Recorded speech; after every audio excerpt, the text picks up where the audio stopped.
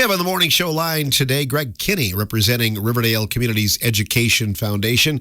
They have an 8-pin tap bowling tournament this Sunday. Greg, I'm not sure that you could pack more into one day. Yeah, we do. It's a busy day. We have 2 bowling shifts, 11 and 1:30. 11 o'clock is filling up quickly. There's still some room on the second shift, so we're still willing to take more people, that's for sure. But it's a busy day. We have a bucket raffle. We have 50-50 raffle, silent auction, door prizes for everybody that bowls. So it's a fun day. It's relaxing. People, you don't have to be a good bowler to bowl. Just come and have some fun and have a chance to win some stuff and enjoy the day.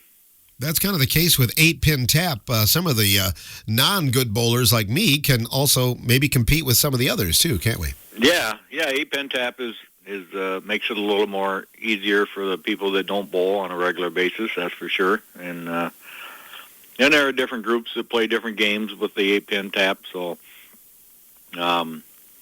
it's a fun atmosphere. We've had, every year we'll have some people that have never bowled that'll come and take part in it, and they really enjoy it, and they say, well, we'll be back next year. And so that's what you really hope for. It's a community event for our schools and, for our fundraising, and that indirectly ends up helping the students and teachers at Riverdale, that's for sure. The Community's Education Foundation Awards Day is coming up. That's just a couple of months away, Greg. Yeah. It hardly seems possible. Yeah, it's the first week in May when we're going to be giving out our awards. The students and teachers are on spring break this week, and then when they get back next Monday, the application forms will go out to all the teachers, and they'll have 3.5 weeks to figure out what they want and get them sent back to us, and then we'll go through them and hand out as much as we can. Last year was over $18,000, and that was our best day by far. So we're happy to do it, but it takes these fundraisers like, this weekend, and then the golf one is the first weekend in August, and so they're very important for everything we do to help keep raising money. Yeah, they all add up. Which one probably makes the most money? Is the golf outing? Really, actually, the golf and the bowling.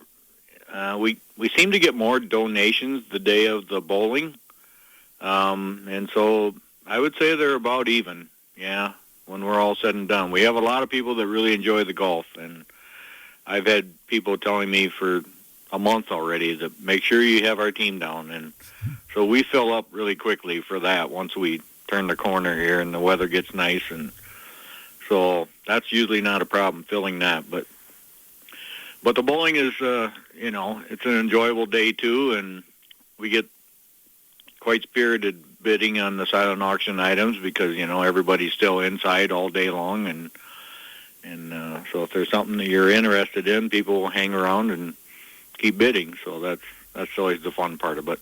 And you don't have to bowl. I think it's more of a social event, isn't it? Yeah, no, you can come and just buy bucket raffle tickets and 50-50 tickets, and you can just come and visit, have a meal at the bowling alley. The bowling alley does a great job of helping us host this, and always serves really good food, and so it's a lot like Ed Chitwood's fundraiser as well. You just hope that people come and have some fun, and they go out of there with something and have enjoyed the day. Well, the weather isn't going to be perfect, and that's probably a good thing. If it's too nice, and you worry about that too, don't you? Yeah, you do. You hope it isn't an ice storm or a snowstorm, or we've had such nice weather, for the most part all winter, and then whenever you're hosting an event, you always look ahead at the weather forecast. That's just natural, I guess. But so we'll see. Hopefully that people can get there and get home safely, and everybody will enjoy the day, and we'll make some money at it. I know you'd leave something out if I ask you to list all of the possible prizes and things donated, but does anything stick out that you'd like to highlight here in terms of things people can bid on? So in the silent auction, we have a set of beanbag boards that have been donated by a local carpenter, and we have a saw that has been painted by a young artist in Richmond Center there that is going to say Riverdale Chieftains on it. We have brewer tickets that are always very popular. They're seats that are like 4 rows off of the field, right behind the dugout. We have some pictures that have been donated.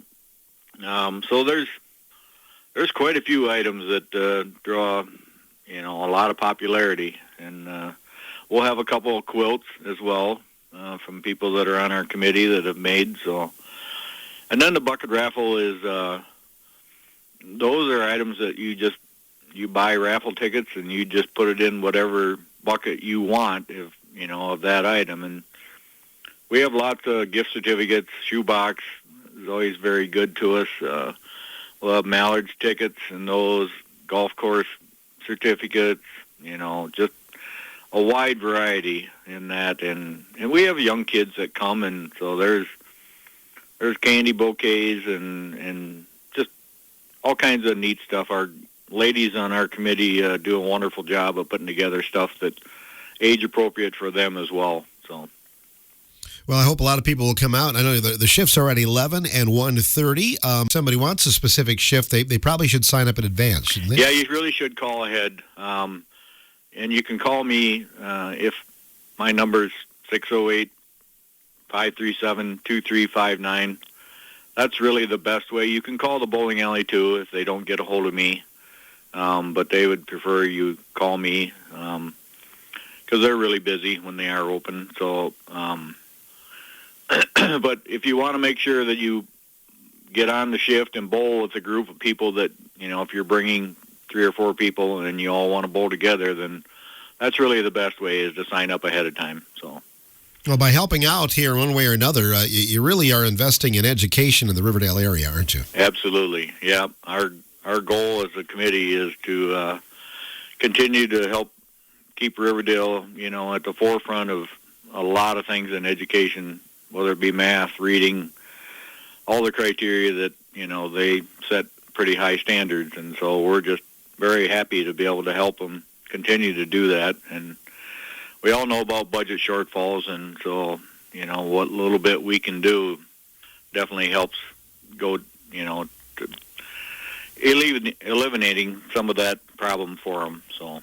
Well, maybe you don't like to bowl, maybe you don't need anything as far as a prize, but you certainly could drop off a donation too, couldn't you? Yeah, absolutely. They could just drop in, and we'll have a donation bucket there, and people that will gladly take it. And it could be a tax, deduction for you. We'll send you back a receipt, and some people want that, some people don't. But yeah, if you just want to make a donation, and you are limited on time for the day, why, come and spend a few minutes with us. Take a chance on the bucket raffles. You don't have to be there to win those, and so.